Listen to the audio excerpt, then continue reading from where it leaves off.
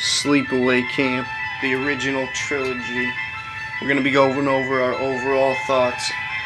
So on the short of it, if you're not familiar with this franchise, we highly recommend you go out of your way and check it out. They're all on YouTube, so definitely check out 1, 2, and 3. We'll send you the description. I think there's this channel called Sleepaway Camp TV on YouTube. They uploaded all the 4 movies. We're going to be going over the 80s trilogy, the original trilogy. So we're going to be spoilers hardcore, so we're going to sum up 1, 2, and 3. We're not going to do an in-depth review like we usually do.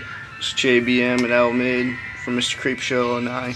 Alright, so number 1, Sleepaway Camp, came out in 1983. Definitely gotta love the 80s horrors, who doesn't?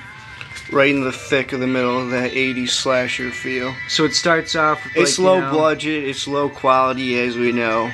But it's still pretty good quality for the kills and whatnot. Below average acting because it's most kids and... But it's hilarious because the kids are like using foul language the whole time at camp. Oh yeah, we feel right at home. But anyway, so it starts off with like, you know, this... The deaths are like bad editing. Yeah, really bad editing. And you're like, okay, and then how they shot this? The opening boat scene. So it starts with the boat terrible, scene. Freaking this girl and this boy, they freaking run over like this family, the father and like this little boy and this little girl. So Angela goes through the traumatic experience. So then it cuts away like 8 years later or some shit. What is it, like 10 years or whatever? She gets sent to the sleepaway camp, as we know. Anyway, so the rest of the movie is just full of cliche fights between the youths. So then it cuts to the camp, and freaking we're all getting to meet everyone. Everyone's cussing each other out. They build the rivalry really quick between the older kids and the younger kids. So then Ricky, her cousin, really hates the other kids because they keep on picking on Angela because she doesn't talk. Yeah, the chick doesn't talk, who was the family from the boating accident. He hates these kids with like a passion. And the cousin takes care of her while she's at the camp. Like, hey, everyone, leave her alone. But then freaking the death, like when it starts off, like the cook, like the first death is the cook. And he's freaking like, Angela doesn't talk. They just didn't edit it quick enough. If they would have done it quick, edit it faster, it would have been more effective. It moves pretty decent. It moves pretty decent. No, I meant the deaths itself. Like, they'll edit the deaths slow as hell. So then so the first death is the cook. Like, freaking, they go in the back room. They shoot it like a whodunit, so you don't know who. They're like, hey, Angela doesn't talk is. and she doesn't eat. Can you find something for her to eat? And they take her to the cook room, to the cafeteria, and freaking the cook like takes her in the back pantry, and he's like, yeah, there's something to eat right here, and he like takes off his belt like he's about to rape her, and you're like, oh wow. Oh, and also remember when they get there, Ricky and Paul's just like, have you seen Judy? And the whole he's like, you'll see the tits. Yeah, and the whole but they don't show the tits in the first movie. So the whole time you're freaking wondering who the killer is. So then the killer kills the cook by like he's boiling some freaking corn, and the cook and they freaking just, it's like kind of retarded because he's like, help me down from here, and he's just on the freaking chair. And it has some exploitation flair to it without the tits. And they make Mag, the one hot girl in it, along with Judy, she asks out the old guy. Just as like a curveball, as you say. Just so like a script curveball. Like, hey, yeah, she wants to go out this 60-year-old camp like counselor. It's retarded. But anyways, realistic. So then the boiling pot falls on the cook and he gets all freaking boiled. Would you stop talking about the cook death? No, we're talking about the first one. Alright, replay the theme. So anyway, they finally so that's the first death, and they want to keep it under wraps. Like, oh, hey, no, they just have the ambulance take him away. Nothing happened. The deaths are few and far between in the first one. So anyway, it gets to the final, and it finally reveals the twist ending. And her aunt raised him. We figure out that Angela is the boy that died, and not a girl. The girl died, and her dad. Big spoiler, because this is the twist at the end, and freaking, it's like her penis hanging out, and she's like holding the boy with his head cut off. Sky blue or red blue from like LMFAO. And then it cuts to this, like holding Paul's head. She looks half beast, half man. It's tight because it does like this a Renaissance painting. Right when you freaking find out that she's a man. And it's like freeze frame over dome in the credits. It's such an eerie ending, you just gotta love it. Oh yeah, I think it's one of the best twist endings, definitely, from out of all the movies that I've seen. Completely explain it. So her aunt raised her, like we were saying, raised her as a girl, and her dad was gay. So she confused the whole time of her life, her childhood. So if you try and put yourself in her position, I don't even know how to comprehend what you would think of what life is if Your dad was gay. She was a boy. And I'll tell you how you could comprehend it. You're a a psycho. boy You're a and psycho killer. I don't know. Well, that's what happened. Well, it made her psychotic. All right, number 2. So number 2 of Sleepaway Camp starts off these kids at the fire. I've seen so many horror movies. This is honestly one of my favorite opening scenes. Just amazing. What, the campfire scene? The campfire So scene. they start to off open with up, perfect lighting. And he's telling the full story. moon. He's telling a horror story of someone hanging. Yeah, the mullet guy. blood. Oh, this came out With at the belt 5 years around after his the neck. first one. So this came out in the late 80s. So they all have like. So then the counselor comes. So they have up. like bleached, dyed jeans and mullets and. Yeah, oh yeah. So then the counselor comes up and it's freaking her, the killer from the first one, and she's a counselor now at a camp. And freaking, she's like, come on, there's a girl that's supposed to They not be tell at their this camp. story about they're telling scary ghost stories. And the You one gotta girl's love like- that setting at the campfire. And the one girl that's not supposed to be there's like, hold up, let me tell one story. There's a camp I got a 60 true miles one. from here. And all these boys got killed. All these kids got killed. And you're like, oh, yeah. And then the guy, he's just like, no, I know the true story. Her name was Angela, and she got sent to a psych ward. She got a sex change, and our parents' taxpayer money paid for it. That line's hilarious. Definitely it's just hilarious. classic. Funny lines throughout the movie. So then So Angela shows up. And So then the she's like, first "What the hell killer, are you she's doing?" helping that chick away from the camp, from their campground, and then she freaking Let me like say, kills this is her. like, compared to the first one, this is more of like a comedic tone, but they stay in that No, sadistic. what that is just amped up. It's amped up like kills. It's like every 10 minutes. Like Yeah, she's sadistic. killing off all the campers. But But anyways, it still stays serious because she's so sadistic. She gets a kick. She gets a kick out of. killing all the fornicators. She loves it, and they make her talk more, and she's a lot more wittier. You know why? Because she grew up not talking that much, and she observed human behavior, and she learned the right ways to not do it. You got to psychoanalyze things to completely understand something from every different angle. You can psychoanalyze her that she's a psycho. So then she grew kills- up a mute, and then now she's more wittier than anyone that she comes So she across kills the in girl dialogue. and freaking I love cuts out her Angela's tongue. dialogue. She and cuts out her tongue. You love Angela's dialogue? Wow. her dialogue, her lines that she says throughout the second and third one. Well, then is it goes freaking then it hilarious. goes. She's like, yeah, I sent her home. She'll be like, And then it goes and then it goes to the campgrounds. And she's then it's the filler of her singing the song. Like, oh, anyone know this song inside the cafeteria? You can fast forward that part on YouTube. and she's just like, keep your morals strong, and you can't go wrong. They call her the Angel of Death because she kills people who disrespect modern day morals, as we know. So then, what's the I just love it. She just kills someone every 10 minutes with a grin on her face. It's just so hilarious. Oh, so that's I the one- love yeah, movies throughout the about movie, she does psychopathic the- killers. She does the power drill to the one chick. There's a whole bunch of different kills, like all amped up. So it's variations of her stabbing and everything. Oh, so that do you one's- remember the part where the kids dress up as Jason and Freddy? Oh yeah, they just been Jason and Freddy, two campers to like scare a chick, but then they end up To freaking. scare Angela because she's Angela, the like, sober mother hen of the. He drops his glove, his Nightmare on Elm Street glove. Basically, and Angela's she just a picks it up buzzkill, and freaking slashes him. so throat everyone slit- hates her. Throat slit in the '80s style, and it's tight. And she dresses up as Leatherface and starts up a chainsaw. You're like, wow. Oh yeah, she starts. Yeah, they just like took a whole bunch of different horror franchises. It's tight.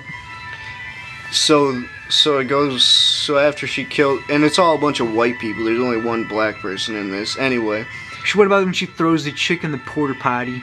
I love And that. hits her with the stick. Oh And my pushes god. her down there. She's like, "What's down there?" Valerie Urine? Allie, played by Valerie Hartman, 88, smoking hot. Wow, She was a whore and a fornicator. wow, totally immoral. Totally hot. So Alright. anyway, the ending, I love it how she brings she stores all the dead bodies at the It's cabin. at a That's a secluded cabin. Yeah, it's like a rundown cabin far away from the main camp. I love that scene, the ending. Such a movie script. And then the two main couple, they end up going there to see where Angela is because she ends up getting fired because she's telling the camp It's counselor. also when she throws the She's battery like- acid in the guy's Her face. excuse for killing all the bodies, like, oh, she was fooling around and this guy was doing drugs, so she tells him that she was sending all these kids home when she was really killing them, as we see.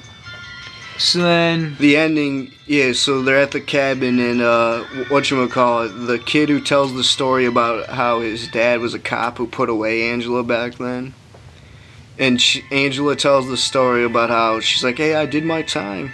And they thought I was getting... She's like, I did my shock therapy, every kind of pill you can be just on. like, you're psycho. She got the sex change operation with the taxpayer money. So now she's officially a girl. Angela always wins. I love movie where the villain always wins. Just classic. As a horror fan, you gotta love that. Now we can go to the third one. You know what I'm saying? Anti-slasher. Because in the third one... Shout out to the Myers fan. No, in the third one, well, I ain't gonna ruin it, but I mean, she gets stabbed at the end, and you think she's dead. Oh, we're going to the third one right now, you fag. Wow, spoilers already. They know spoilers are in this.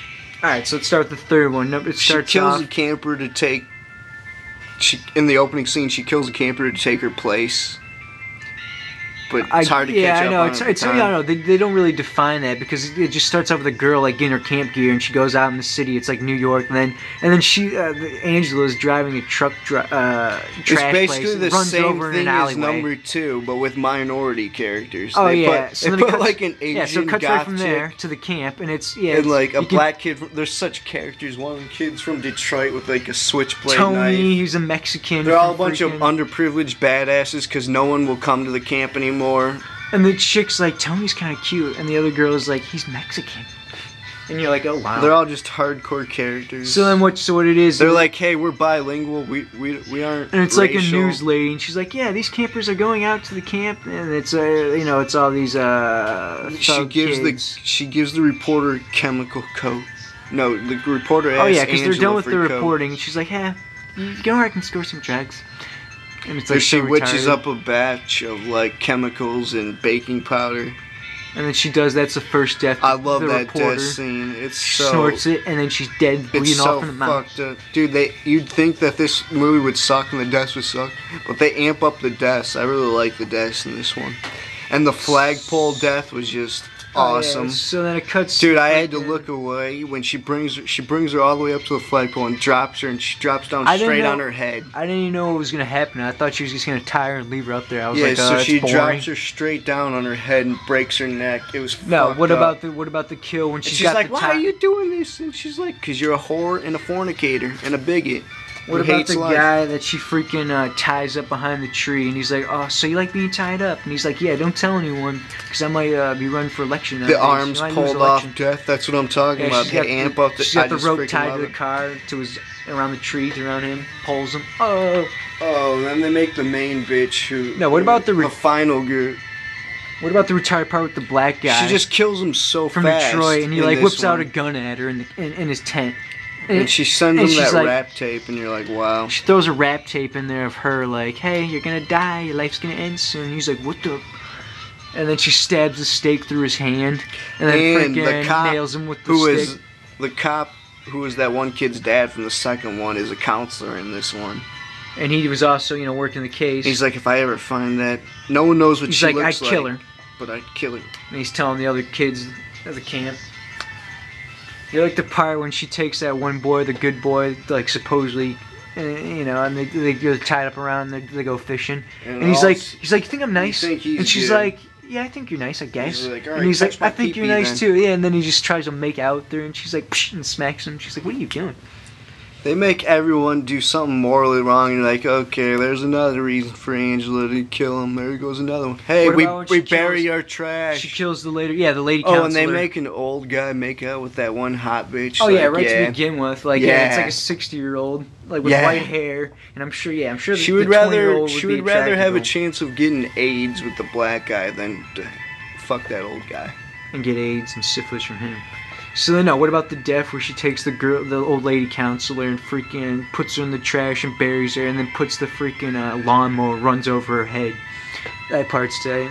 Oh, I know. This one, the third one, is badass. But they kind of cut away on a lot of the deaths, but still, you can tell the overall. And then at the ending, she freaking takes the last 3 campers and ties them up and makes a game out of it. Like, hey, you gotta find their body. Redheaded and bitch, she drops the body of the cop who was fornicating with the Mexican. And they find the body of the lady that she ran over with the lawnmower, and her head's cut off. And this is when the cop finally realizes that she's Angela, and he comes in there, and he's like with a stick, and he's like, how you gonna kill me with a chainsaw? And he's going over all the deaths from the first. He's going through all the deaths of the first and the second one. Oh yeah, she takes the black guy's gun and shoots him. And he's like, what are you gonna do? You gonna stab me? You gonna chainsaw me? You gonna cut my head off. And then she's like, no, a gun. And shoots him, and you're like, oh, it had a lot of power, too. I love her. Goodly shot for 80s. Also, I gotta mention her acting. Angela's acting, played by Pamela Springsteen.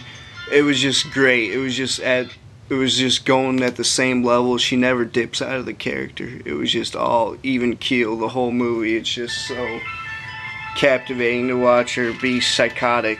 Way better than Emma Roberts as Jill. One of the best female villains I've seen. Yeah, right. She's so boring in my opinion, but that's a different movie. Who? So, overall, number 1, 2, and 3. Who, you thought Angela was boring? No, Jill is boring. Well. Compared to Angela in the Yeah, 80s. well, she's Addie Singer. What do you expect? Boring, that's what I expect. Alright, overall, 1, 2, and 3. I haven't seen the rest of the freaking franchise. We're gonna be going through that. Yeah, Return to Sleepaway Camp. Apparently, a bunch of the producers and people that worked on it have made their own versions of, like, the fourth one. Yeah, There's, like, a few other versions of it. But I'm going to watch Return to Sleepaway Camp. Apparently, they started in 03 and finally were able to distribute it in 08. And it's also up on that channel to check it out. Yeah, we'll probably review that individually. Tell you if it sucks So or not. anyway, the ending, she gets stabbed by the redheaded bitch. Yeah, so you're like, oh, she's dead, and the ambulance comes, cops are there, and then she's getting taken away in the corner, and they're like, and the cops are like, dude, let's just kill her. She's a maniac. I think he's talking to the medic, and they're like, it wouldn't be that hard to kill her. And then freaking they're pointing at the syringe like, they're going to use the syringe to kill her. But then she just wakes up and grabs the syringe and stabs the medic, stabs the cop. Jason Bourne or and then something. the driver's like, what happened back there? And she's like, oh, just taking care of business.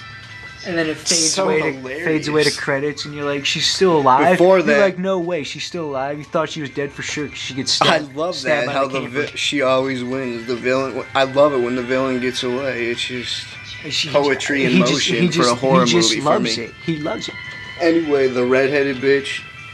No, they're in the cop car. Remember with the Mexican? And he's just like, I want to move in with you. I want to love you. She's and like, Tony, I got a boyfriend at home in Iowa or You're Idaho. Fornicating with the Mexican, and you had and a she's boyfriend. like, you can come and visit me. And he's like, I guess. Wow. All hope is lost. So anyway, check out all our other in-depth reviews, all our other horror comic books. This was JBM.